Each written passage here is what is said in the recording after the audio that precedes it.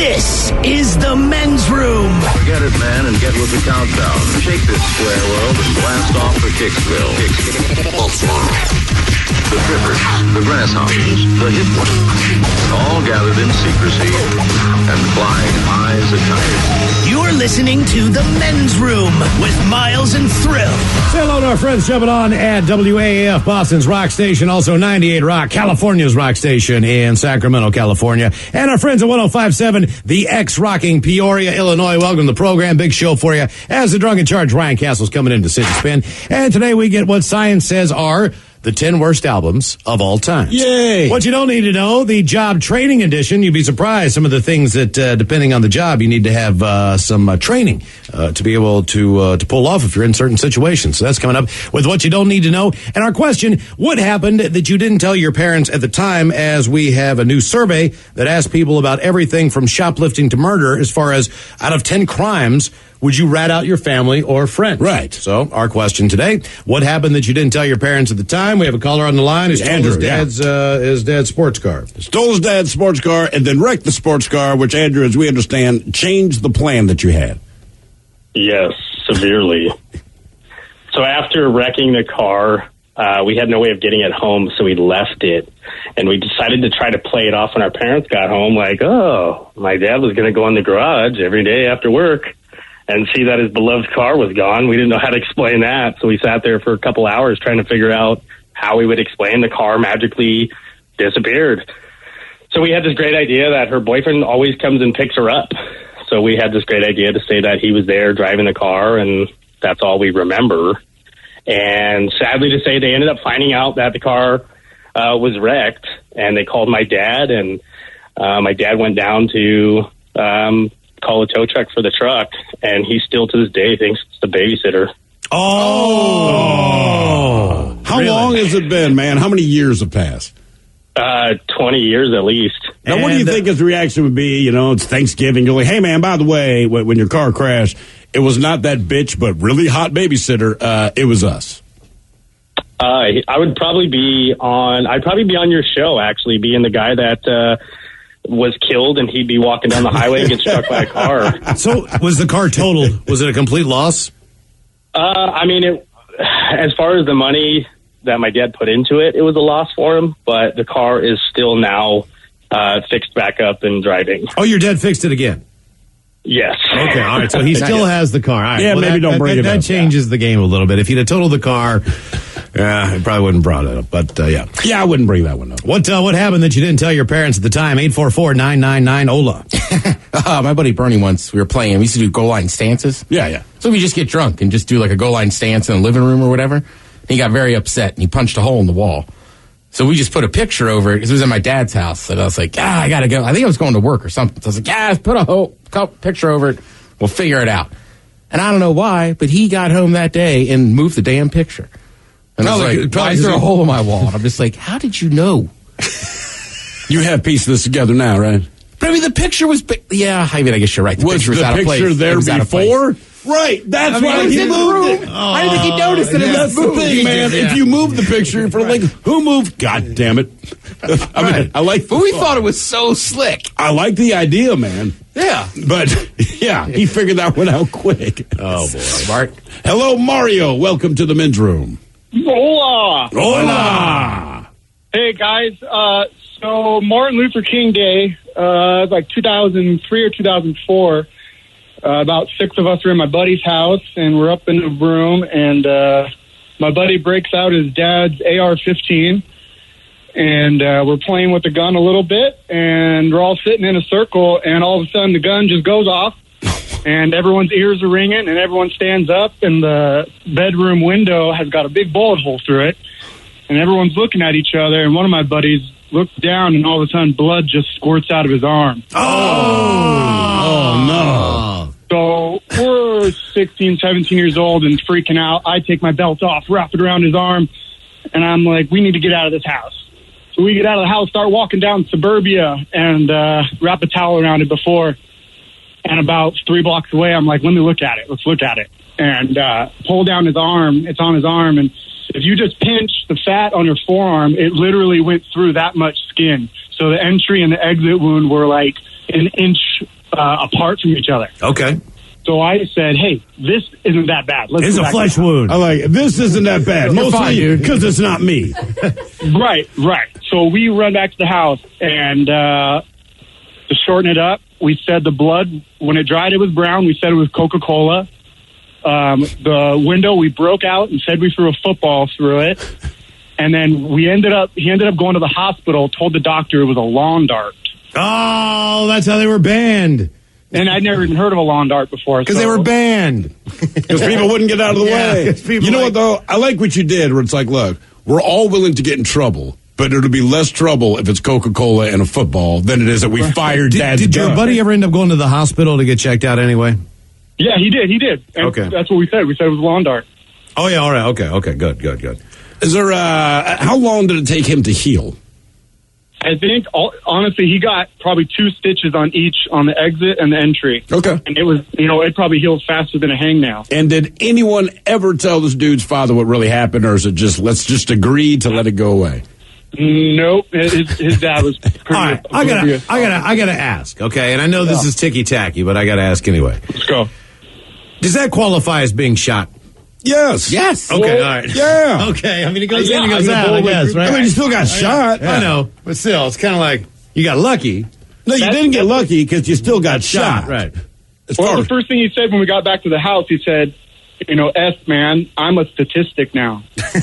yeah, bro. You're a statistic. As we left suburbia with a So tourniquet. wait, was it carpeting, I'm guessing? Yeah, carpet. All the blood landed on the carpet, and by the time it dried and we got to it, we had shampooed it, and it was just brown.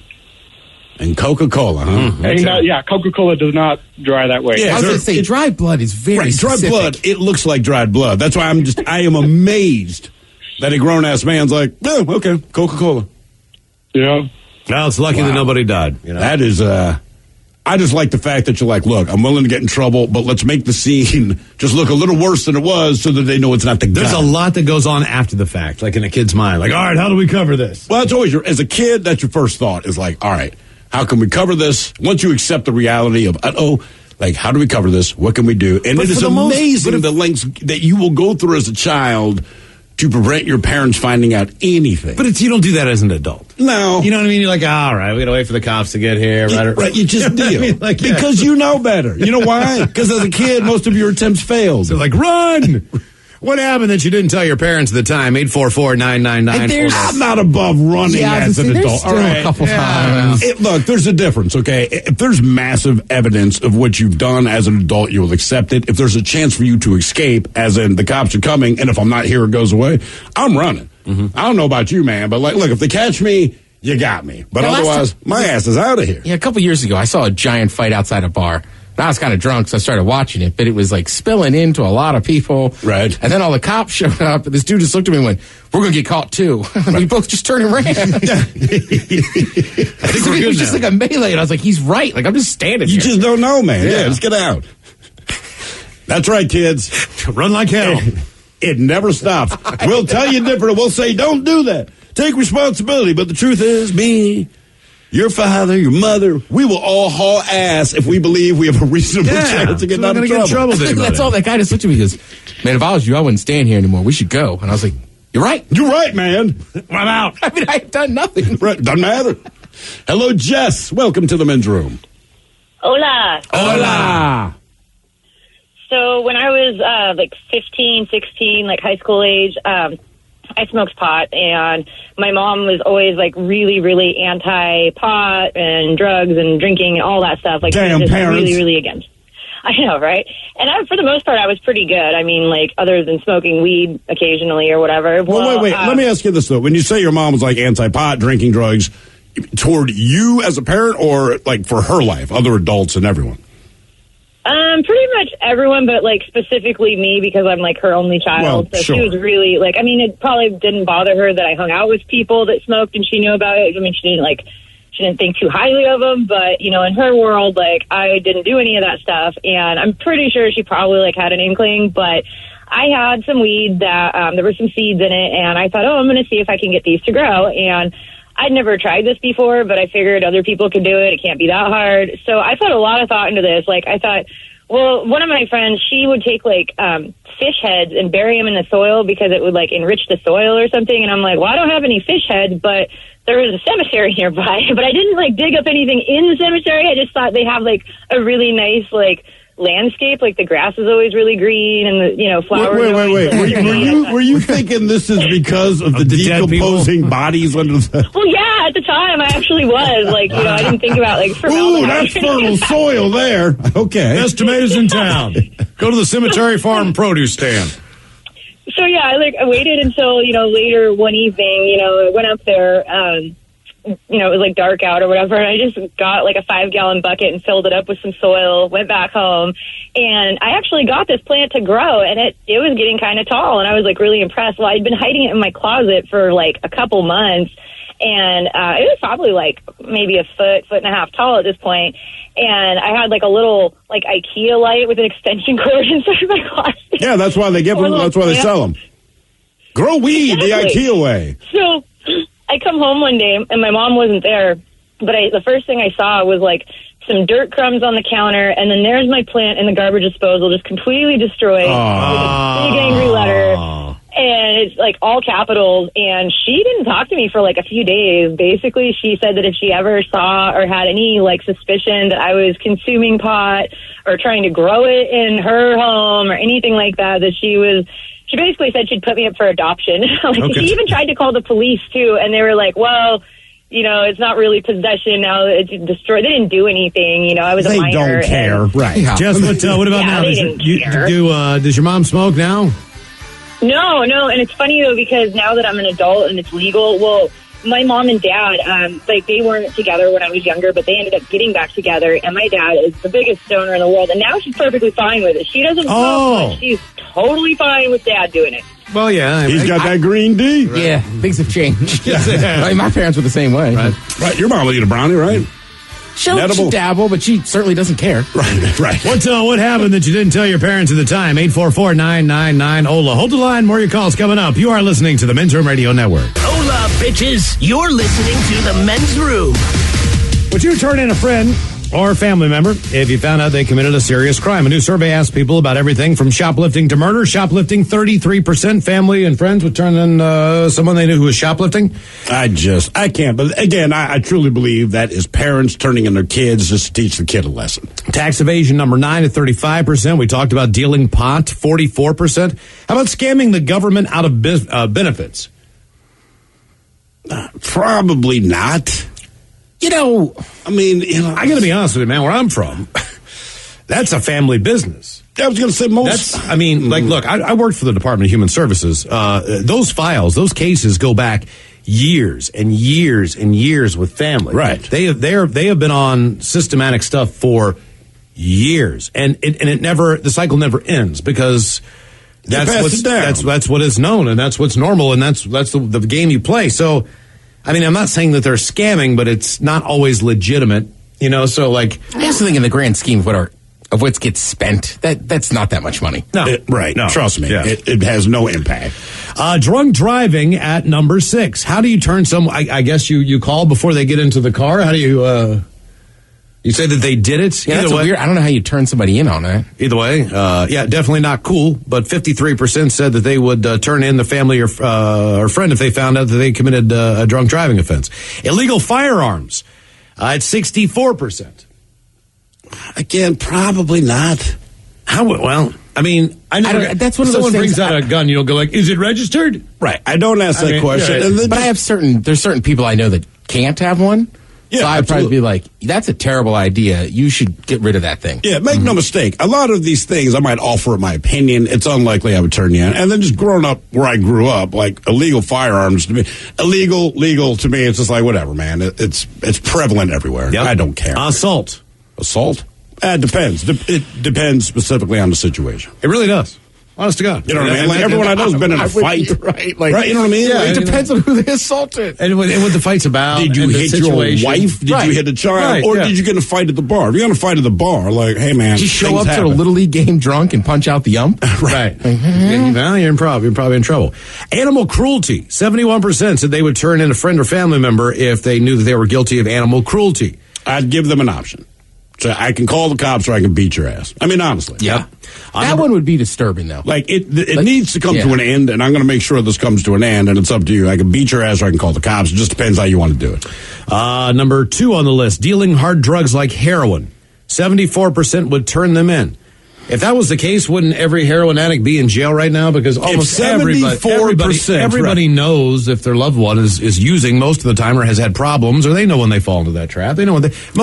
I think they're talking more like dealing, not people dealing heroin. Right. Like that's what you do. You sell dope. And the number one thing that would make people turn in a friend or family member, murder. Yeah, that's fair. Murder. 87% said they would turn in a friend or family member. 87? Yeah. Do you guys know anybody who's been involved in gone to jail in a homicide for a murder? I know one guy who went for a year in high school for a school shooting, but that's about it, really. I don't know anybody personally. I know. Well, no, one guy's dead now, so I knew 2 people. One guy I believe is still in jail. Yeah, but again, depending where you grow up, that's. In Baltimore, dying of murder is like dying of natural causes. You know what I mean? What is a natural cause? Right. It's like this is how you die here. So. And that's a weird conversation. But the difference is he went to jail. It's not like I knew about it. No one said anything. You know. I mean, you might not. You might have a friend that did, and you don't know because he didn't go to jail. But if anybody went to jail, then you know. Yeah. I mean, if they're found guilty. But then, all right. So, but that's family, unless right? it's OJ. So you say, well, what about a stranger? All right, because we had. When we were moving to our respective homes. Oh, yeah. Miles, we had the same the same moving company, and you even called me to warn me. You said, look, man, 2 guys are going to show up. The owner's a decent guy. He's normal, but there's a bigger guy with him, and I think he might be a murderer. And that's what Miles tells me. And I'm like, come on, man. Because I normally, look, that's a ridiculous statement. We spend a lot of time together at work every single day. Mm-hmm. Probably 6, 7, 8 hours, whatever. So we see each other 5 days a week. And for the most part, we go home, we spend our time with our families, we do our own thing. You know what I mean? We get together every once in a while, have a beer, something like that, but not all the time. So for us to call each other, instead of I was like, hey, man, you know what I mean? You need to know. I think he might this be guy a murderer. is a murderer. I know this sounds crazy, but he is. And I was like, okay, whatever. And then this guy just offers up information. It's not like you say, hey, man, are you a murderer? I heard you may have killed somebody. He walks in, hey, how are you? This is the stuff I'm moving. Yeah, you know what, man? Can't find my wife. She died or whatever it was. But every time he took a load down, when he returned back up the stairs, he kind of continued his story, but it was in a different place. Yes. So 50% of the time, somebody killed his wife, and they still haven't found the murderer. The other 50% of the time is I feel bad because I killed my wife. He would go first person. Know I did it. He would go first person. Yeah, exactly. And as he's telling me this, I always remember as he's telling me this, and I'm like, oh my God, I think this guy's a murderer. He broke one of my dressers. He's like, hey, man, I broke your dresser. I'm like, it's all right, man. Yeah, don't worry about it. Don't even worry about it. I hate that dresser. That dresser sucks. You can throw it out the window if you want, killer. Yeah, thanks, dog. What happened that you didn't tell your parents at the time? 844-999-OLA. Like, I'm going to say anything about it. Right, yeah, that's cool, man. Hello, Cole. Welcome to the men's room. Hi. Hola. How's it going? Doing well, sir.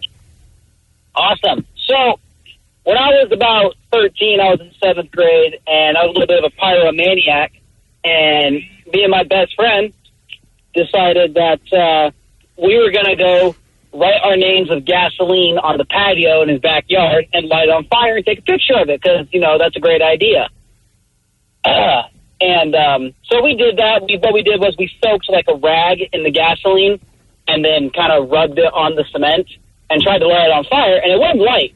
So we're like, what the hell? And we did that, and it didn't work. And so what we did next was we poured a giant pool of gasoline on the cement and then lit it on fire because we wanted to see if it would actually light on the cement at all because we're young and stupid. And it burst into flames, probably about 10 feet in the air, scared the crap out of me. And I jumped back and kicked the gas can over, and it spilled all over me, and I caught on fire and had 2nd and 3rd degree burns all up and down my leg to my chest. I never told my parents about it. Wait, how did they not find out? Right. It was winter for one, so I didn't have to wear shorts or anything. But I just never told them and managed to hide it. Are you scarred? Yeah, but I'm so hairy at this point, you can't really tell. Well, what about then when you're 13 years old? I mean, we're just trying to wrap our heads around how your parents never noticed second and third degree burns from your leg to your chest. Basically, the only thing that wasn't burned was your head and face, right? It was only like a good or a small portion of my chest. Most of it was on my leg, like my calf to my mid-thigh, and then a little bit on like my left pec.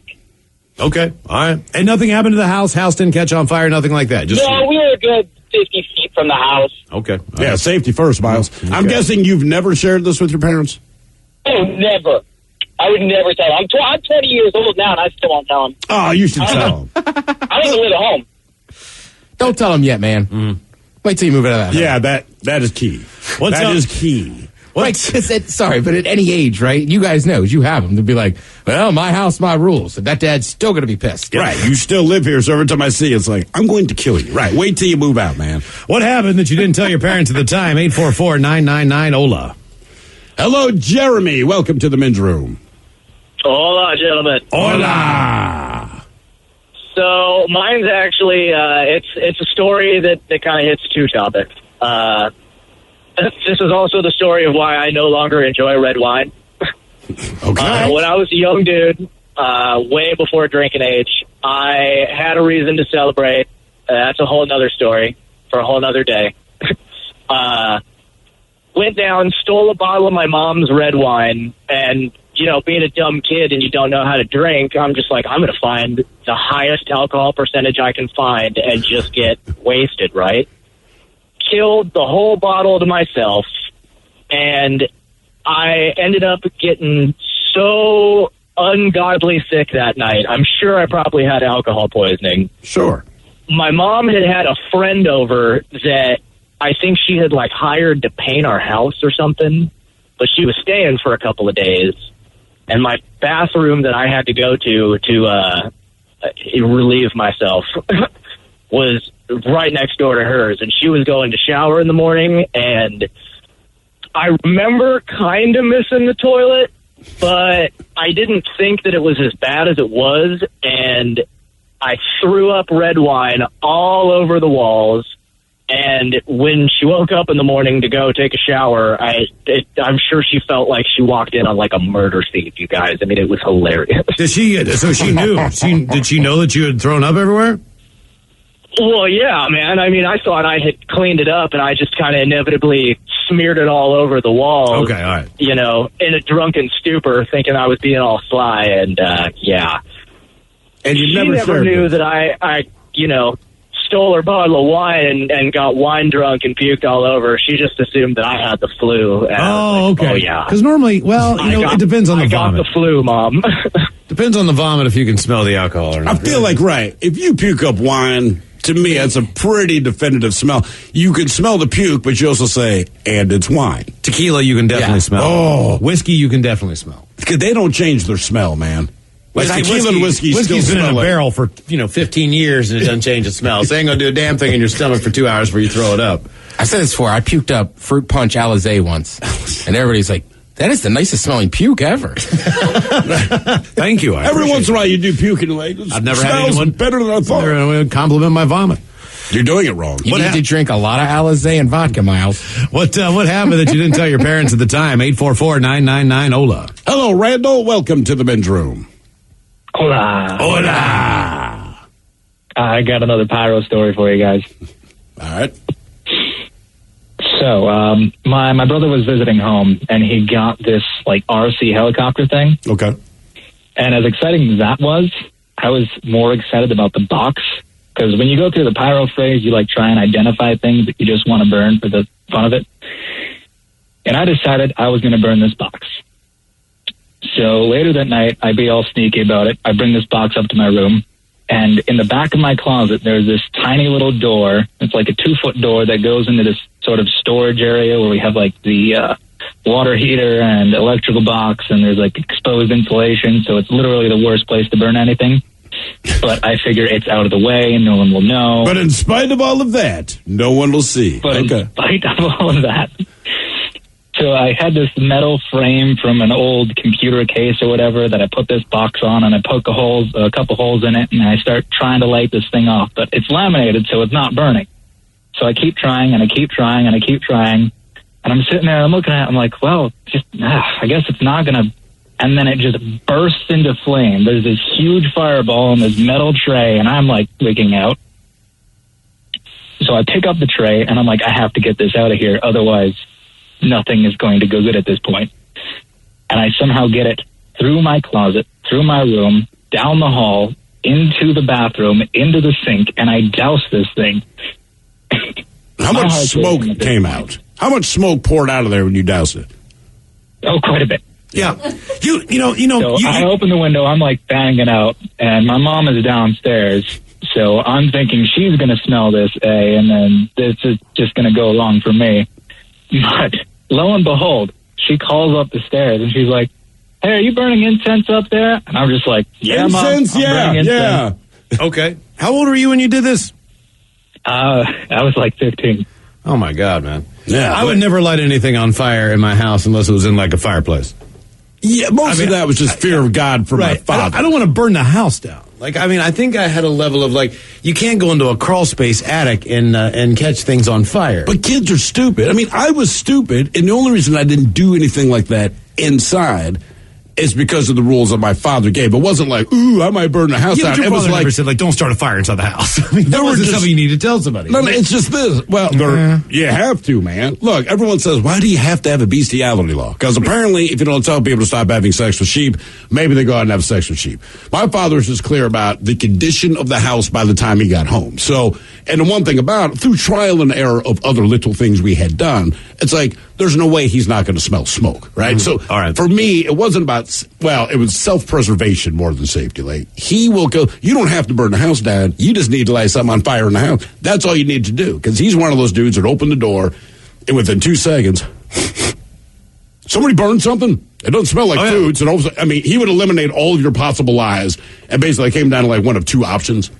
Yeah, and somehow you knew he already knew the answer. I'm like, God damn it, I have to admit to this. So, yeah, that was my whole thing. Don't do anything in this house. My father will kill everyone here. What happened that you didn't tell your parents at the time? 844-999-OLA. Which is very effective parenting. Hello, Sean. Welcome to the men's room. Hola. Hola. So my story begins in 1994 when we were living in the Los Angeles area. There was an earthquake, which was really close to where we lived, and it destroyed many parts of the house. So what my parents did is they got a trailer and they parked it outside that we could stay in while we got repairs done. Now, I was 7, my sister was 2, and of course, since I was 7 and dumb, I thought, hey, I bet I could trick my sister into getting into the bathroom of that trailer and lock her in there. And so I did. And she just started panicking and freaking out. And, the whole 9 yards, we tried to try to talk her into opening the door and unlocking it. Eventually, my dad had to go and take the door off of the bathroom and just completely disassemble it. And I thought that my parents knew that I had done this. But a few months ago, when I was visiting my mom, I nonchalantly brought it up. And her first response was, "That was you?" They never pieced together that they're 7-year-old kid. They just thought that your sister, when she used the bathroom, somehow got herself locked in and couldn't get out. Yeah, exactly. I was just floored that they didn't know that it was me, but it was so funny. We started talking about it, and, obviously this far forward in the future, they didn't care, but I had no idea that they had no idea. I think kids will always be amazed at the things your parents don't know. Like, they know a lot more than you ever think they do, but then also there's so many things you just assume they knew. And, I could talk to my parents now. My mother's like, what? I'm like, you honest to God. But while I'm saying that, I'll see my father in the background with a smirk like, I knew. Yeah, my sister does it to me. She'll start telling a story, and my mom will just look horrified. I'm just like, don't even. Oh, that includes you. Yeah, like, you don't need to know that. Right. There's a reason you didn't tell her then, And it's like, I don't know, it's kind of the Smith tradition. Like, it's like, oh, I'll tell a story about you. Like, all right. Yeah, just right? Like, Jesus. Yeah, it really, it's always like misdemeanor stuff, share with the parents later. If it was hurtful or it really bugged him at the time, like, I will never, ever say anything to them about this. Yeah, or if it's super dangerous, because no matter how old your parents are, your parents still worry. Mm-hmm. So sometimes there's some stories that just were in dangerous spots where it's like, mom does not need to know that to this day. There was a guy that lived in the neighborhood, and he was just an ass. He was not nice to anybody. One of my good friends, like an adult neighbor or kid? He was an adult. One of my good friends lived pretty close to him, and he was he was never nice. He was always he was known to be that guy. Okay. So we started experimenting with some 4F gunpowder and doing some other stuff as kids because we were stupid. And we determined one night that we were going to blow up his mailbox. Okay. And so we went and we blew up his mailbox. And it was... I like how you just fast forward to that. Yeah, it's kind of an ass. Yeah, we blew up his mailbox. And we just thought it was fun because he got a brand new bigger mailbox. You know what I mean? Like, and it was on a stake, and it was a real nice mailbox, but it was a bigger one, like one of the bigger size mailboxes. We blew the living hell out of that thing. And he got pissed. You don't say. So he decided that he was going to build a brick, stone structure that had a slot in the front for the mailbox, and that brick structure completely encompassed in the mailbox. Right. So it was like a big pillar, and the mailbox was inside of it. And we got 3 different pieces. We made 3 different devices and blew the living Christ out of that thing. The day out. I don't think the cement was wet on it. We blew that thing. And so my parents thought that someone at work, or maybe they thought someone that he worked with who hated him or something like that was out to get him. And we were just like, yeah. It wasn't me. Right, that's obviously. Sure. It was. You should have seen it. It was amazing. As kids, you're like, wow. What happened that you didn't tell your parents at the time? 844-999-OLA. Hold the line. More of your calls coming up. You are listening to the Men's Room Radio Network. Welcome back to the Men's Room with Miles and Thrill. Drug and Charge, Riot Castle's coming in to Sing Spin. We'll get the 10 worst albums of all times, according to science. There's a mathematical formula behind that coming up with the Drunken Charge, as we will sit and spin right after emails on our question. What happened that you didn't tell your parents at the time? 844-999-OLA. Hello, Aaron. Welcome to the Men's Room. Hola, gentlemen. Hola. So this happened, I think it was like it was 17 or 18. I was trying to find my first vehicle that I was going to buy, and I went on Craigslist and I found a really nice Jeep, and it didn't run at the time. So my dad didn't want me to get it, but my mom was like, hey, it's a good deal. If you can get it and make it run, then it'll be a good car. So I was like, all right, cool. So I get it on the 22nd of April, which is my sister's birthday, and I was working on it, and I finally got it running on my birthday, which is May 1st, and I actually wrecked it and rolled it off a cliff or a hill about 8 or 9 times May 2nd. Good God, man. The next day?